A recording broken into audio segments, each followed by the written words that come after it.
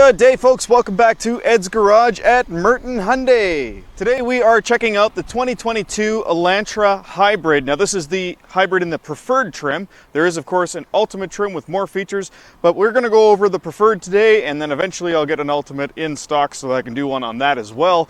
But we got a beautiful electric shadow 2022 Elantra Hybrid here, and I'm going to go over all the features with you and show you everything that's cool about it. All right, let's get started.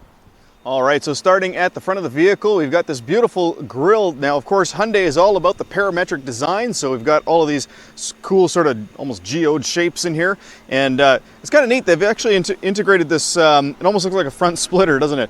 It's pretty neat design. Of course, you have the air curtain pass-through here, which of course creates a curtain of air over the wheel wells, reducing aerodynamic drag. Now, of course, being a, wow, I'm saying of course a lot. Being a hybrid, we want to have the most fuel-efficient design possible, so aerodynamic drag is important. Guys, get this, this vehicle gets 4.4 liters per 100 kilometers. That's phenomenal fuel efficiency. It's best in class. You won't find another compact sedan hybrid with that good fuel efficiency. And to boot, it's got the biggest interior in its class as well.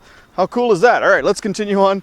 We've got LED daytime running lights on the front here, and of course, these are halogen lights, but they are a projection light. So instead of having a light bulb with a reflector behind it, you have a light bulb behind a projection lens, kind of like a movie theater. It projects the light in a nice clean throw in front of you. All right, looking around at the side here, we've got 16-inch aluminum alloy wheels. Now, one thing that Hyundai's started to do recently is put these sort of gunmetal or black wheel rims on. They are aluminum alloy, but they're black instead of the typical silver or steel color. Now, we've got Kumo tires on here. These are the sole-less tires. They are a 205/55, 16-inch, and they are mud and snow rated tires, so you can use them all year round in British Columbia. But of course, winter tires are going to give you better performance in the winter. All right, as we come around this beautiful electric shadow Elantra, you can see we've got proximity entry. So obviously keyless entry and keyless push button start. We've also got in the mirror here the blind spot monitor. Now let's go check out the trunk. All right, on the back of the Elantra, this beautiful styling, of course, very, very aggressive tail, and it's got one of the coolest features that I've really liked from Hyundai for a long time now. Check this out. If we walk up to the back of the vehicle without pressing any buttons, without doing any little dance, boom, the tail or the trunk opens up. Now, of course, the trunk lid has the word Elantra and of course the word hybrid. Awesome. Big, big trunk, lots of trunk space in here.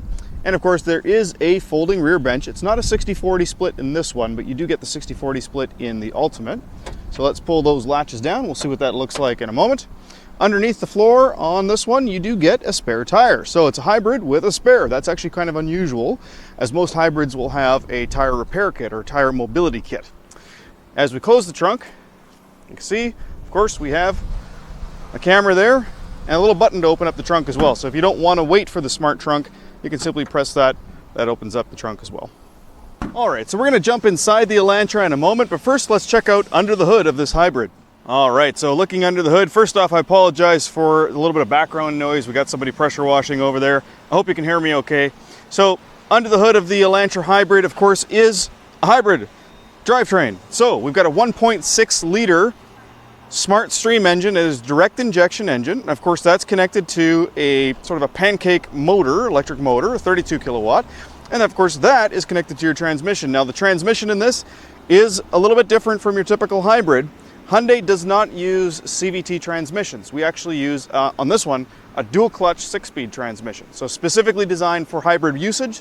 And it was originally put into the Ioniq. It's actually been a really good transmission for our Ioniq as well. So no real issues there. That 1.6 liter engine is a bulletproof 4-cylinder engine that's been used in lots of Hyundais going back years and years. So the combination of that really good engine, the really good transmission, and of course that nice strong electric motor gives you 138 roughly horsepower and close to 200 foot-pounds of torque. So it's actually a pretty torquey little engine combination. Now we've also got, you'll notice here, a motor generator. So instead of having an alternator, this motor generator is what's used to fire up the engine again every time the engine shuts off. Right now, the engine is off. The only noise that I can hear is just the climate control system going. A couple other things to note under here. It's an insulated hood. insulated firewall. There's tons of structural adhesive, well over 400 feet of structural adhesive, which is like up to 10 times as much as the competition. That increases that welded point in strength by a lot. So having that structural adhesive really gives this vehicle a nice tight torsional resistance, and of course making it a little bit safer in an accident. On top of that, well over 50% advanced high strength steel construction, which is again more than twice the amount of many competition. All right, let's check out the inside of the vehicle. All right, now before I jump in, you should know that I have adjusted the front seat to my driving position. All right, so we've got the seat down here so you can see just how flat it goes down. It's not perfectly flat, but it's definitely very usable. I'm going to flip that back up. You can see the trunk floor there. So a good amount of space and a very good sized opening for putting in larger objects. All right. I would have spent a little bit more time out at the engine to talk about things like warranty, but it's quite loud out there. So I figured I'd jump in the car and go over those things. So it's a 5-year, 100,000 kilometer warranty on most of the vehicle's components in Canada. However, the hybrid drivetrain is actually 8 years or 160,000 kilometers. That includes the transmission, the electric drive motor, the battery, and the controller for the system as well. All the hybrid drive components, 8-year, 160,000 kilometers, which is a spectacular warranty. Now, as far as things like BlueLink, which it does have, you get 3 years and 3 years of free BlueLink technology, which allows you to remotely start the car from your cell phone, lock the doors, unlock the doors, find the vehicle on a map, that sort of thing. You also get 3 months of free satellite radio, and coupled with that warranty, I forgot to mention, was also 5 years of roadside assistance anywhere in North America. Really good plan, 100 kilometers of free towing. All right, so let's look at the back seat of this vehicle. Now, first off, I've been sitting here very comfortably now for a few minutes. I can tell you, we can see lots of headroom. Check out the legroom though in this best-in-class interior space. It actually has a mid-size class interior, but look at how much legroom I have in front of my knees with the seat put into position that I could actually drive in or would drive in. I'm 6'2", guys. I'm not, tall in the legs or in the torso. I'm kind of a 50-50 split. And you can see I am very comfortable. I can very easily slide my feet underneath the seat. There's lots of space there. The only thing I might do, actually, now that I think about it, I'm just noticing the seat's quite high. I could probably drop the seat down easily another 2 or 3 inches and I could still have my feet underneath there. It's a solid seat back, so if the seat is really far back and you've got kids back here kicking the seat or whatever, the solid seat back actually prevents that energy transfer into the back of the person sitting there. So good, comfortable place. It's got nice armrests along the side here. The materials are decent. This is soft here. This is hard. This is hard. But you know what? This is a very inexpensive hybrid vehicle, and it's still very feature rich. I've got grab handles in 3 positions. The only one missing is for the driver there, and a little hook here to hang your suit. All right, let's check out the front seat. All right, sitting in the front seat of the Elantra, again, tons of headroom. I can actually put the seat down even further, as I was mentioning. So let's go all the way down to the bottom here, just so you can see. There. Okay, now it finally stopped. You can see I've got a boatload of headroom above me. Now if I put the seat all the way back, there we go.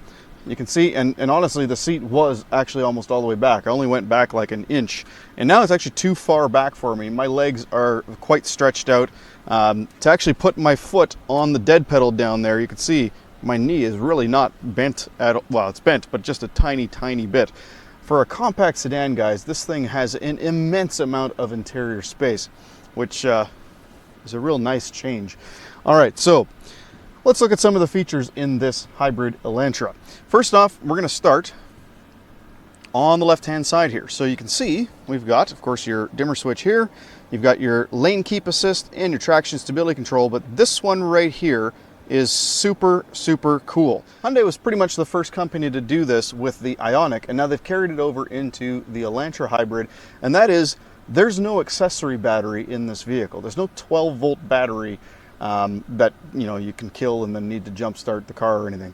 Basically, the way that it works is there is a section of the hybrid traction battery that's used for all of the 12-volt accessories, and if you inadvertently kill that by leaving something on or whatever, all you got to do to jump start the vehicle is to press that button. So there's no jump starting, you don't need cables, you just literally just press a button and boom, you're back in action. Pretty cool. All right, Let's check out some of the other buttons here. So on the steering wheel, of course, you have your multimedia controls, voice recognition when connected to Apple CarPlay and Android Auto. The mode switch will switch between AM, FM, Sirius XM, USB connection, music, projected audio from CarPlay and Android Auto, Bluetooth audio, that sort of thing. You get your answer button, your hang up button.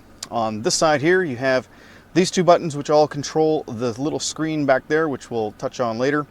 You have cruise control, which is these three buttons here, but this one is for the lane follow assist. So that actually puts a little icon down there on that LCD screen as well. We'll put the lane keep assist on there as well.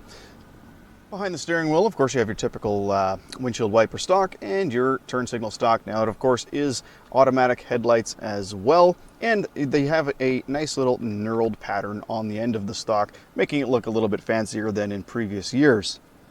The steering wheel itself is a 360-degree heated steering wheel, leather wrapped as well. Really nice steering wheel. On the center console, you've got, of course, your leather wrapped shift knob. You got your different drive modes. So different drive modes include normal, sport, and smart. Normal mode is like any other vehicle. Sport mode is going to tighten up the steering wheel and give you a more on-center feel with that steering wheel. But it's also going to increase the low-end kick by trying to keep you in the lowest gear possible for as long as possible.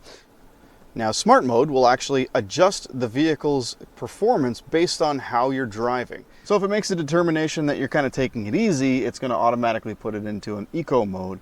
If it determines that you're driving a little bit more aggressively, then it'll put it into a more dynamic driving mode. All of that happens automatically when it's in Smart Mode. The next button down here is the camera. You can actually manually turn the camera on, the backup camera. Now, when it's in reverse, you'll see the backup camera comes up automatically. Of course, you have the dynamic steering lines on the screen as well. And check this out. If you press this little icon right here, you can actually change the image to a top-down view, and you still get that dynamic steering line coming up. So those yellow lines that move with the steering wheel. Pretty cool. All right, this one does have the power e-brake. And one thing to note with that e-brake is that when you put the car in drive or reverse, the e-brake itself turns off. You don't have to remember to turn it off. The car does it for you automatically. There's also an auto hold function here, which basically when you're in drive and you have the auto hold on, as soon as you let off the brake, the car won't move. Whether you're on a hill or not, the car will simply stay still. Directly in front of the shifter, you have a 12-volt port, a USB port, and another USB port. So this one here is for charging, so maybe your passenger has a phone that they want to charge. The one in the middle there is actually for the Apple CarPlay and Android Auto if your phone is incapable of using the wireless Apple CarPlay and Android Auto. That is now equipped as standard in all Elantras, with the exception of the very top model.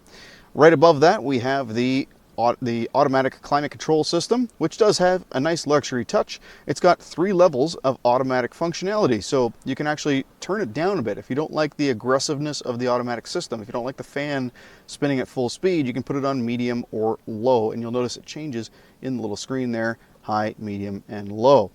Pretty nice if you don't like the wind from the vent blowing right on you, for instance. You can reduce the speed and still keep the system in automatic. That way you don't have to go in there and immediately start adjusting the fan, which of course throws everything off and turns off the automatic system. Next to that, you'll notice we got the heated steering wheel button, and below that we have the heated seat buttons. Of course, 3 levels of seat heat. And one of my favorite features, check this out, it's currently on the fresh air from outside. However, when I pull the windshield washer stock, watch what happens. This is recirculate here. It automatically recirculates the air so you don't smell the windshield washer fluid. Super cool feature. I wish all cars did that, because honestly, the windshield washer fluid's very chemically smell. I don't know about you guys, but I don't like smelling that. Of course, dual zone climate control. You can see the temperatures listed right there. Pretty straightforward stuff. We're going to get back to that screen in a second. We're going to go all the way up to the top here. You can see we've got the buttons for the Blue Link system. So I mentioned Blue Link earlier. It actually also includes an SOS button and a roadside assistance button here as well. Now keep in mind, Blue Link also will automatically call emergency services if it detects that the airbags are deployed. So if you get into an accident, God forbid, it's actually going to call emergency services for you automatically, and because it knows where you are, they know where you are, which is kind of cool. All right, so next, before we look at the big screen, let's look at the little screen. So as I mentioned before, you can control everything on that small screen on the instrument cluster with these two buttons here. This one here, basically what it does is it slides your menu system over to the right, and then this one goes up and down through the submenus and accesses most submenus by pressing it. And of course you can also do things like choose OK when, you know, reset, things like that are on the screen. So let's go over everything in that screen real quick. All right, so first off, using the top button now to slide over to the right, you can see we have a few different things in here. There's 3 different menus that you can see sliding along the top there. So we're going to start on this side here. So you've got your accumulated info. So we're going to start with fuel economy, which again, you can see you can hold it, hold the OK button to reset it. Fuel economy, like I said, 4.4 liters per 100 kilometers on this one, which is spectacular for a larger compact sedan. You got your accumulated information, it's like your trip computer. You've got the other trip computer here, so 2 trip computers. You have your digital speedometer, and notice the background there. We're going to get to that in a minute. You can actually change what the background looks like. You've also got your drive mode, so whether or not the smart mode system is in eco or dynamic. You have your energy flow, so where energy is coming from and going to.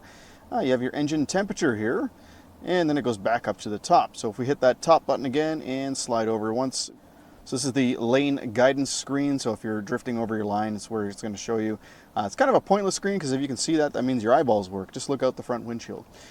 Dropping down once, we have the attention level, so this vehicle is actually capable of determining whether or not it thinks that you're tired, and it'll give you a reminder to consider taking a break. Kind of neat. And your tire pressure monitor there, and if we press the top button again, we go into the user settings. Now this is where you can change how the vehicle reacts to different circumstances. So let's go to driver assistance here to give you an idea. So you got warning timing, so you can have that on late or normal. That's the forward crash alert warning system. Your warning volume, which you can change the volume of. Your driver attention warning, so here's where the leading vehicle departure enable disable is. So if the vehicle in front of you starts to drive off and you don't, this will give you a little warning saying, hey, that car in front of you is gone. In the forward safety screen, you can enable and disable the forward autonomous emergency braking system. You can put it on warning only, or if you want, you can turn it off completely. You got your lane keep assist here, or just lane departure warning. Blind spot, you got safe exit assist, which is pretty cool, especially if you have children in the back seat, because what will happen is if you're parallel parked, if it determines that there's a car coming, it'll leave the rear doors locked up until that car has passed by. So keeping passengers and children, especially in the back seat, safe when you've parallel parked. Pretty neat technology. And of course you can enable or disable that. You can also turn off and on the active assist, which will actually brake the opposite side wheels if you start drifting towards a vehicle in the lane next to you. And you've also got parking safety in here, is where you can turn on and off the rear cross traffic safety alert system. So that's what's basically going to warn you if there's a pedestrian or a car passing behind you when you're backing out of a parking space. Pretty neat. So that's all the driver assistance stuff. Then you got lights, you got illumination level here, you've got your one-touch turn signal, you can put on different lengths of flashes. You got your headlight delay, which keeps the headlights on after you shut the vehicle off for a little bit. High beam assist, so if it detects that there's a vehicle coming towards you, it'll actually turn your high beams off. Pretty neat. And then next one down is doors, so you can enable and disable the smart trunk here. You can enable and disable 2-press unlock, the automatic lock and unlock when you put the car in drive and park. Sound, welcome sound when you turn on the vehicle, kind of cute. You've got your convenience section, so you've got the auto shutdown after 30 minutes. If you forget to turn the car off, the car will actually shut itself off. Pretty neat. You've got welcome lights. As you approach the vehicle, the lights in the door handles will come on. And things like the icy road warning when it's 4 degrees or less. Of course, it's service interval. Here's that theme selection I was talking about. So if we put this on theme C, you'll notice a couple things change a little bit on the screen here. There we go. We got the different theme on the top and bottom. And then in other, you've got your fuel economy reset. You can change the speed unit to miles here as well. Change the temperature units and tire pressure. It's basically your unit section. And that's, of course, where you can do a full reset.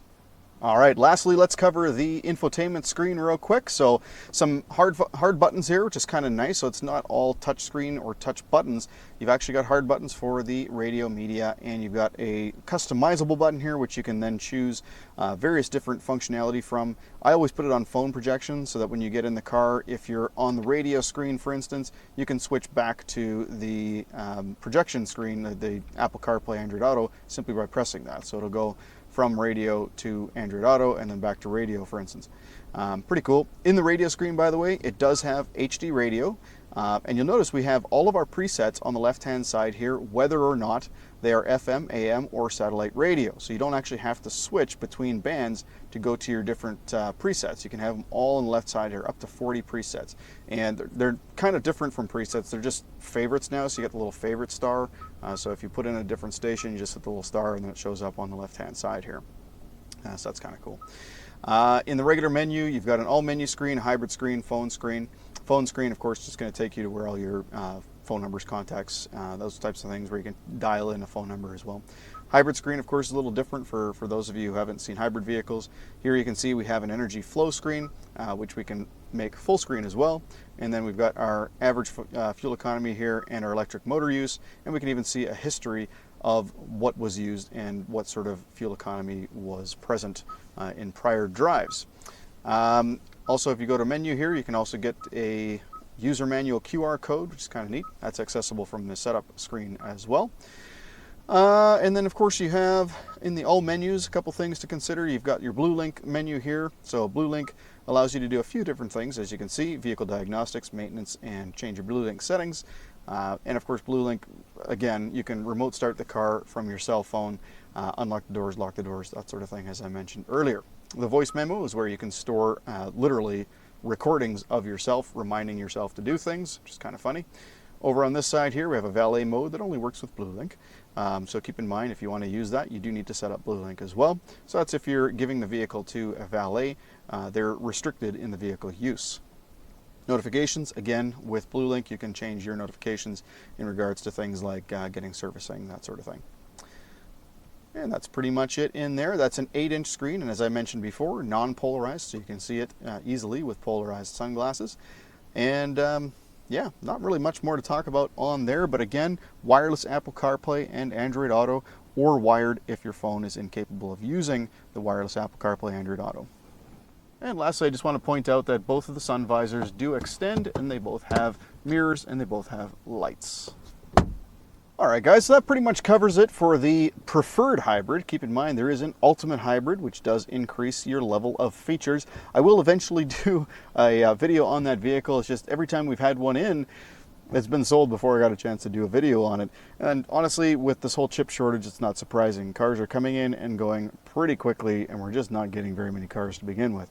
So, but anyway, thank you so much for watching this video. If this video helped you out, or if you liked this video regardless, maybe it was ASMR for you, who knows.